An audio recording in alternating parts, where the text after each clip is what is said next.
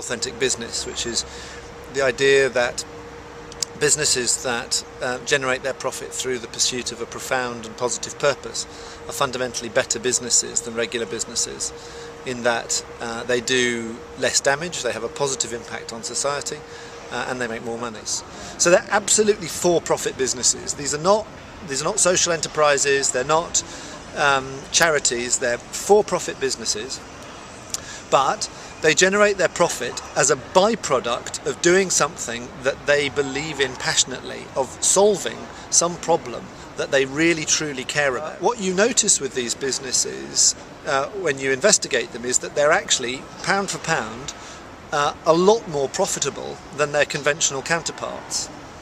And the principal reason for this is the cost of motivation, motivating people inside and outside the company. Because the fundamental problem with regular business is that their model is about redistributing wealth from the population and the environment to a few senior executives and shareholders. And that means that by definition they are in competition with everybody. They're in competition with their customers, they're in competition with their suppliers, and they're in competition with their staff. When the staff in a company realise that they're spending the best part of their day working to make someone else rich, they find that quite demotivating. So the difference with authentic businesses is that everyone is aligned around the pursuit of a purpose. The customers are aligned, the staff are aligned, the suppliers are aligned, even journalists and others are aligned. So there's a tremendous alignment, and they're already pre-motivated by that purpose.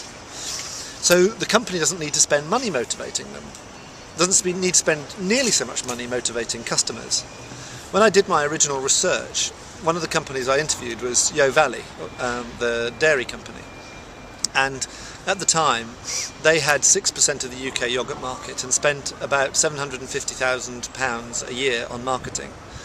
The market leader was Muller, and Muller had 36% of the UK yoghurt market and spent around £40 million a year on marketing. So Muller was spending 50 times as much money to sell 6 times as much product. If you take two examples of the most successful authentic businesses, Google have a purpose which is to make the world's knowledge available, and their profits are the result of the pursuit of that purpose.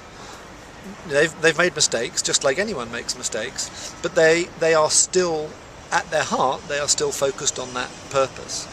And equally, Apple seek to make technology accessible to people, and they're very motivated by that purpose. And it's absolutely runs through their veins,